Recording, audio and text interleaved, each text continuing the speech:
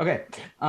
Good morning or afternoon, everybody. My name is Charles Givre, and I am CEO of DataDistillr, and I'm going to talk today about how you can use Apache Drill to query HDF5 files using standard SQL.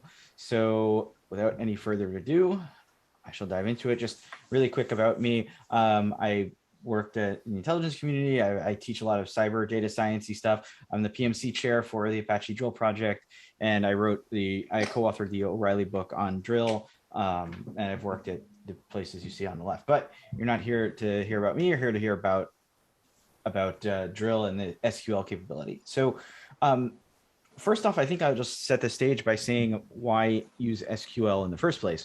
I'm a data scientist. I write tons of Python code. I've worked on a lot of things like that. However, what I find is for doing data exploration, SQL is my language of choice because I can write a query very quickly, and it's a repeatable process. I can change the files and so forth. So it makes working with data very easy. Of course, from a skills perspective, it's particularly, if you're teaching someone skills, it's a useful skill to have because it's a portable skill. You can use it in in a wide variety of tools and applications and so forth. So, but SQL was really built, as we all know, to be used with databases, not necessarily file systems. And so this is where Drill comes in. And I'm curious, I don't know if, can everybody just kind of put your hands up or virtual hands up? Who's heard of Drill or knows what it is before seeing this talk? Okay, one person. I know a few people from the HDF group have, so I know I've worked with them. Okay, cool. So thank you. So if you're not familiar with Drill, Drill is a massively parallel query layer for big data sets, and it was built by a company named MapR, which was bought by HPE, but Drill was originally inspired. So Drill was inspired by the Google Dremel paper that came out in 2010, and it was one of the first query engines for basically Hadoop data lakes. It was built. Its primary purpose was to be able to query Parquet files on Hadoop data lakes. Now, what has always gotten me interested in Drill were two features of it that are not shared by any of the other open source query engines.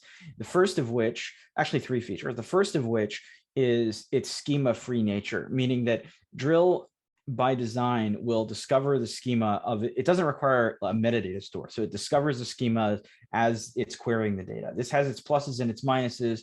But in terms of usability, it makes your life very easy because you don't have to involve a data engineering team in order to actually get at your data.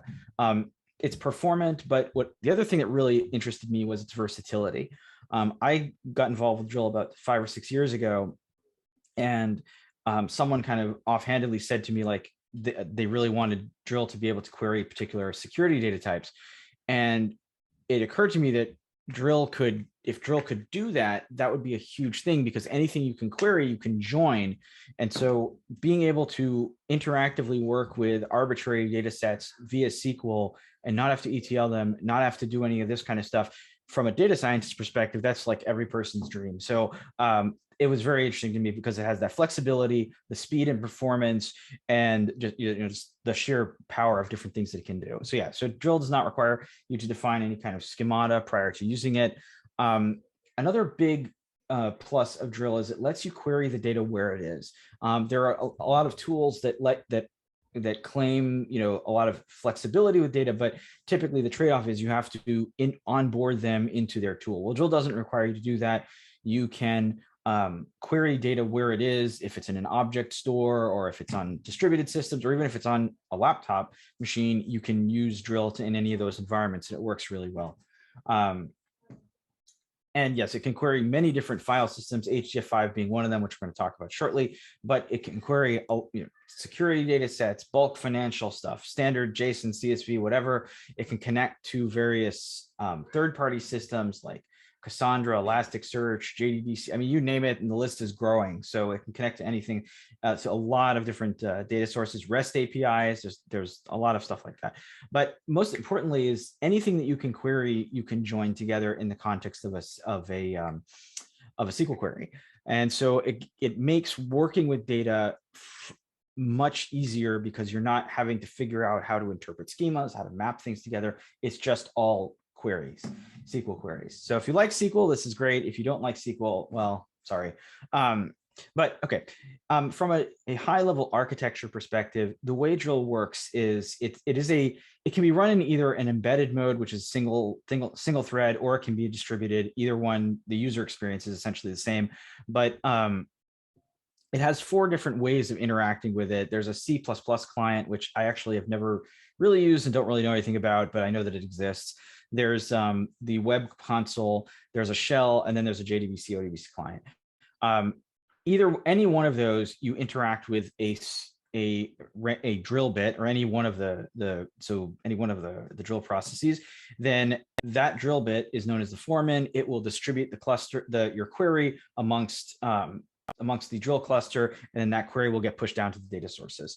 From a kind of query planning perspective, the way it works is you submit a SQL query. That query gets parsed first into a logical plan. Drill uses another open source project called Calcite to optimize that, come up with an optimal plan. Once that logical plan is created, the drill bit will then come up with a physical plan. At this point, the query can be parallelized and it can be broken up amongst the different nodes, kind of depending on what the query actually is. And then that becomes a physical plan, and then that gets executed. Now, so Drill and HDF5. As of Drill 1.18, Drill can natively query HDF5. The way these queries work is a little bit, let's call it, nuanced. So I'm going to walk you through how this whole process works. The first thing you have to do is you have to first configure the file system to recognize HDF5 files. So I'm going to just drag my screen over here. So this is the Drill configuration for storage. And so I have, let's see, I just have my local system, but you could conceivably have S3 or Azure or Google Cloud or Oracle Cloud or whatever, and the process is essentially the same. But in this block, you have these configuration settings for the different file types that you can query, and this is where you would modify this. So this I believe is set by default. So the only thing that you probably would want to modify here are what extensions represent HDF5 files. So in this case, by default, it's just H5. If you want to change that, you can add as many file extensions as you want. So once you've done that, then the next step, now there are these 2 other configuration variables that you should be aware of: the default path, which I'll explain momentarily, and then the show preview. I recommend setting that to false, and I'll show you why in a second here. So now Drill has, because HDF5 is kind of this file system within a file, it has this two ways of querying the data. The first of which is what I'm going to call a metadata query, and the second is actually a dataset query. If you just do a select star from a given HDF5 file, you get a metadata query, and the results are what you see kind of in the bottom of the slide. I'll pull one, actually, I'll pull one up here just so you can see this. Oh, here you go. This is what this looks like. Now, I should also mention Drill has a web UI. Let me just copy this. I'll paste this into the web UI because this is hard to see. So Drill has a web UI, but it's pretty basic. So Drill can connect to kind of your standard data viz type tools, so like Tableau, Clicks, and so forth. If you like open source tools, it can connect with Apache Superset. You can use our hosted version of Drill, which is DataDistillr, to do all this stuff. But anyway, this is kind of what, so this is what a metadata query would look like. So you see the data paths, what they are, how big the data is, the dimensions, any attributes. Then I have it disabled here, but if the data set is, you will also get a preview of the data set here.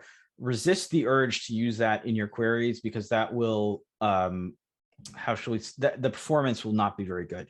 So, and these are the attributes. Now, Drill supports querying nested data, so you can actually pull out these individual attributes. And I don't think I have time to actually show you how to do that, but you certainly can do that. Okay, so to actually query a data set, you have to define this variable default path. And so this is where I mentioned that it gets a little, the queries get a little bit nuanced. So you can define this at query time using the syntax that you see here. And what this does is this just says, okay, the default path is the given data set. So what happens there is instead of returning metadata, drill just will return the actual data that is contained in that data set. And so from here, you're just seeing a select star, but you can do any kind of SQL, SQL statements you would want to do that. You can join this with other data sets. You can perform aggregate functions. You can write your own functions if you want, but you can do all this kind of stuff with the actual with the data that's there. And I think I have an example of that spun up, but now just in the interest of time, so there are some limitations with Drill's SQL implementation of the HDF5, and the first of which is just that Java doesn't do well with unsigned 64-bit integers. Drill doesn't interpret all of the, like, if you have like heavily nested compound fields, it doesn't do very well with those. And that's something that's kind of, going to be improved if there's interest in that. And oops. Now, in the kind of roadmap for future improvements, I've been working with some folks at the HDF group, and we're exploring.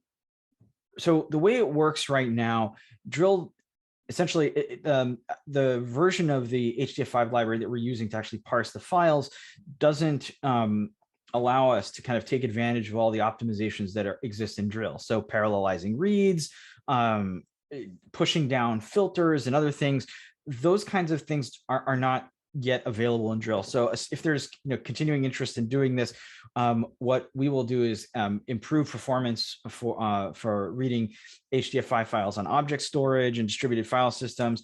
We'll be able to improve all the compound data types, and then basically in unlocking kind of all the other performance optimizations that exist in Drill for those data types. So with that, I was told I have 15 minutes. So I think I hit right on time. So if there are any questions, or would you like to see some queries? Yes, sure. Yes. I think you have some more time here. Okay, great. So hang on a sec. So, all right. So let's say the samples I have here, I don't actually know what is, all right. So what I'm going to do is I'm just going to grab this, copy. Okay. All right.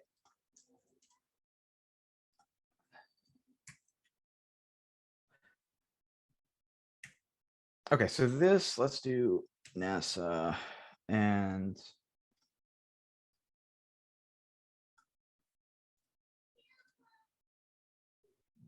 let's.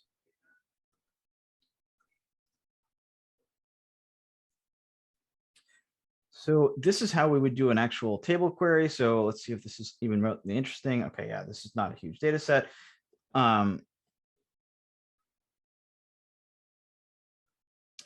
It's really pretty. I mean, it's pretty straightforward, honestly. So you can see this is the data set here. Where's the? Hang on, I think I showed the metadata for this. Did I not? Let's just do the metadata so you see what's in this particular. Whoops.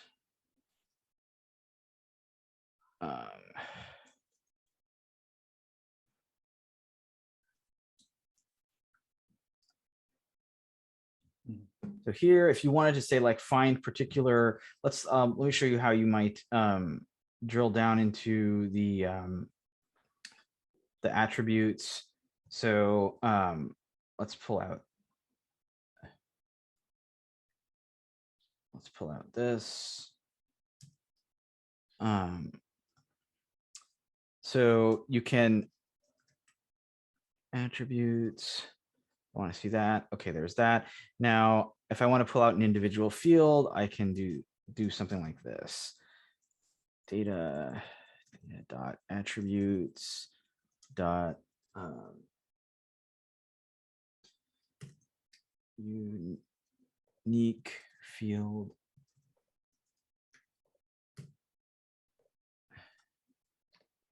So there's this. So this is how we can actually access individual fields in here. So if I wanted to perhaps use that in a filter, you could do something like this. If I can spell where correctly, equals.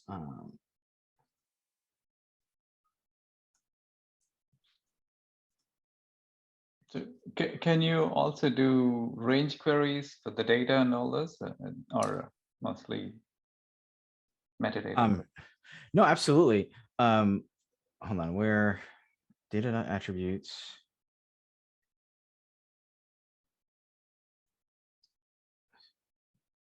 Should be able to do that. That's might not.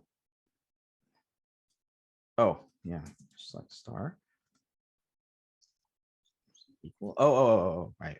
Okay. So in the interest of time, maybe we can take some questions that are in the.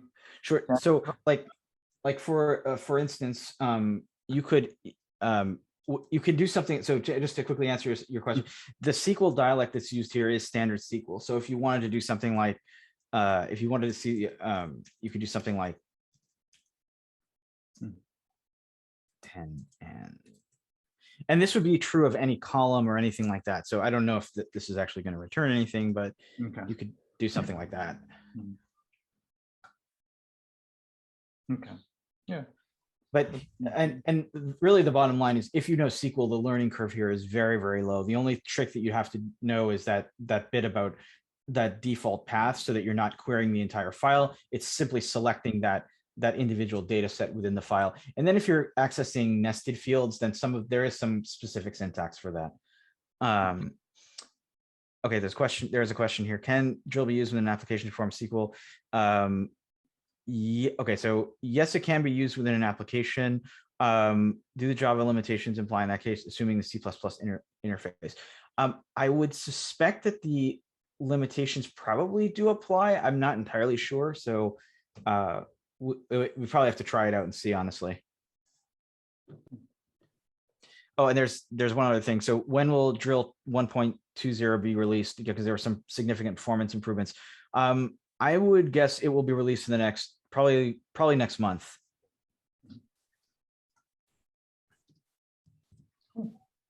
Thank you. Any other questions? Right. If not, thank you, Charles. This is a really nice. Thank you so much.